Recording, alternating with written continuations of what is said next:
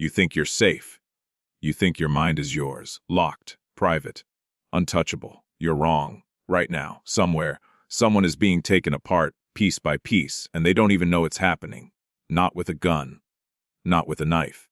With a sentence. With a pause. With a look held 2 seconds too long. This is the part of the human mind nobody wants to admit exists. The back room. The wiring behind the wall. And once you see it, you can't unsee it. Stay with me. Because by the end of this, you're going to walk through the world differently. You're going to catch things you never caught before. A slight shift in someone's tone. A compliment that feels off. A silence that's a weapon. Let's start with the ugliest truth first. Manipulation doesn't look like manipulation. That's the whole trick. If it looked like what it was, it wouldn't work on anyone. It has to look like love. Like concern. Like loyalty. Like just being nice. You ever meet someone and within days, you feel like you've known them your whole life. Like they cheat you. Like finally, someone sees you the way you always wanted to be seen. Pump the brakes. That feeling has a name. It's called love bombing. And it is one of the oldest, most effective weapons in the entire dark psychology arsenal. Here's how it works. A predator, and I mean that in the coldest clinical sense, identifies what you're starving for. Attention. Validation. Belonging. Doesn't matter what it is, they find the hole in you all, and they pour themselves directly into it. Excessive compliments. Constant texting. I've never felt this way before. You're different from everyone else. Gifts. Grand gestures. Total overwhelming, dizzying attention. It feels incredible, it's supposed to. Because underneath all that warmth, they're doing something else entirely. They're building a debt, a psychological IOU. And when they start pulling back, and they will, right on schedule, you're not going to think, this person is manipulating me. You're going to think, what did I do wrong? How do I get that feeling back? That right there. That's the hook setting into the fish's mouth. And you didn't even feel it go in. This is called intermittent reinforcement. And if you want to understand why people stay in relationships that are destroying them, this is the mechanism. Not weakness. Not stupidity. Chemistry. Picture a slot machine. If it paid out every single time you pulled the lever, you'd get bored in 10 minutes. But if it pays out randomly, sometimes big, mostly nothing, you can't walk away. Your brain is chasing the next hit like it's oxygen. Now replace the slot machine with a person. Hot, cold, attention, then silence, affection, then ice. Your nervous system doesn't register. This is bad for me. It registers, I need to fix this now, Obu. That craving. That's not you being desperate. That's dopamine being weaponized against your own survival instincts. And once you're hooked, that's when phase 2 begins, isolation. This is the part that should genuinely scare you, because it almost never looks like isolation while it's happening. It starts small. I just don't think your friends really understand you like I do. Your family's kind of toxic, don't you think? I don't need anyone else. Why do you? Each sentence on its own sounds almost caring, almost protective. But stack them, week after week, month after month, and something happens without you noticing. Your support system quietly disappears. Not because anyone forced you to cut them off, because you were guided there, one soft suggestion at a time. And here's why that matters more than almost anything else in this entire video. Isolation isn't the side effect of control. Isolation is the control. Once you have no one else to reality, check your experience against, the manipulator becomes your only source of truth. And that's when the real machine turns on, gaslighting. You've heard the word thrown around. Most people don't understand how surgical it actually is. Gaslighting isn't lying.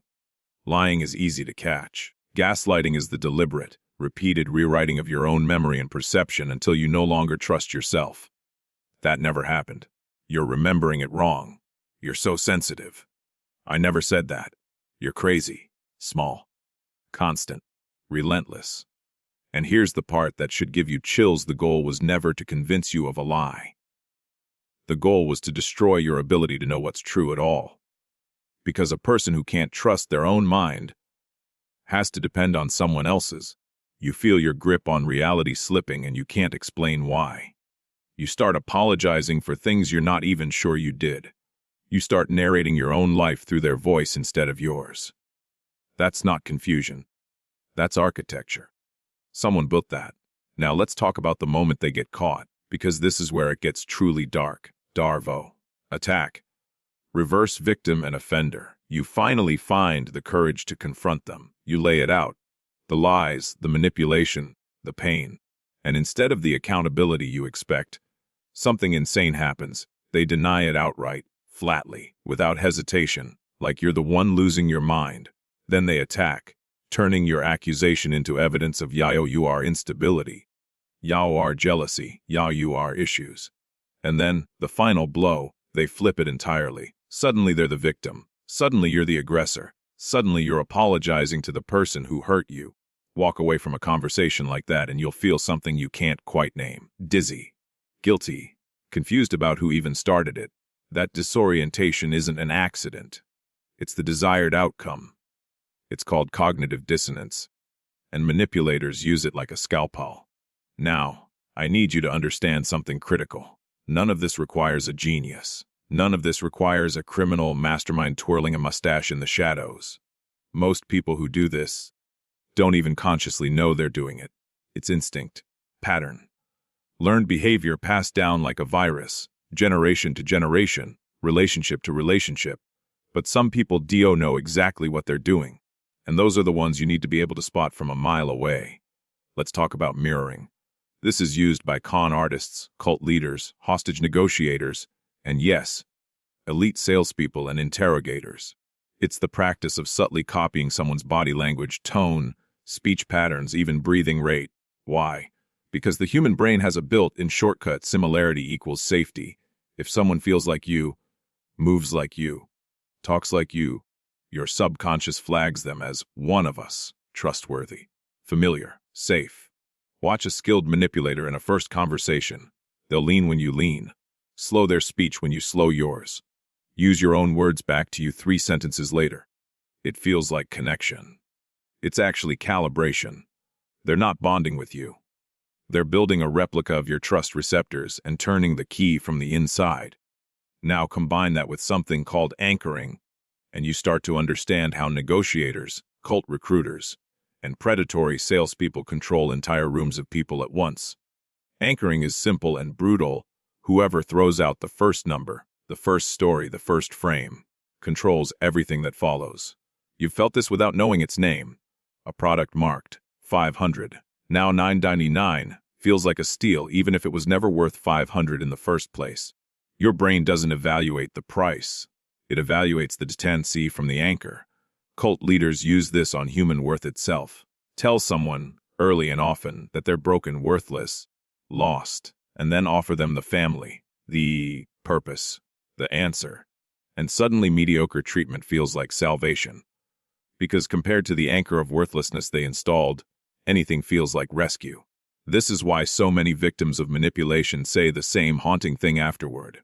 I don't even recognize the person I was. That's not an exaggeration. That's a documented psychological outcome. It's called identity erosion. And it's the end stage of prolonged manipulation. Your preferences quietly become their preferences. Your opinions soften to match theirs. Your voice, the one that used to argue, question, push back, goes quiet because every time it spoke up, it got punished in some small, deniable way. Now let's flip this whole thing on its head. Because I promised you something at the start, and I meant it. Once you see the mechanism, it loses its power over you. The love bombing that once felt magical now reads like a warning label: too much, too fast, too soon. The silence that once made you spiral now reads as data: this is a tactic, not a message about my worth. The accusation that flips you from concern to guilty, you now recognize as DARVO in real time, and recognizing it in real time is the single most disarming thing you can do to a manipulator. Because their entire method depends on you not seeing the strings. Predators, and again, some conscious, some not, rely on one thing above all else: your blindness to the pattern. The second you can name what's happening, you take the weapon out of their hand and put it in yours. This is why awareness itself is a form of power. Not brute force, not confrontation, just seeing clearly what used to be invisible. So here's what I want you to walk away with. Not fear. Precision. When someone moves impossibly fast toward intimacy, pause and ask why the acceleration. When someone starts separating you from the people who knew you before them, pause and ask what they gain from your isolation.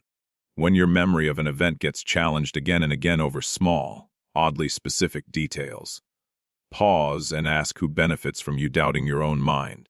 When you raise a legitimate concern and somehow end up apologizing, pause and ask how the blame flipped direction so fast. Every single one of these patterns has existed for as long as humans have lived in groups. They're not new. They're ancient survival software, hijacked for control instead of protection. And the only real defense that has ever worked is recognition. You are not paranoid for noticing patterns. You are not overreacting for trusting a gut feeling that something's off. Your discomfort is data. Your hesitation is intelligence. Listen to it.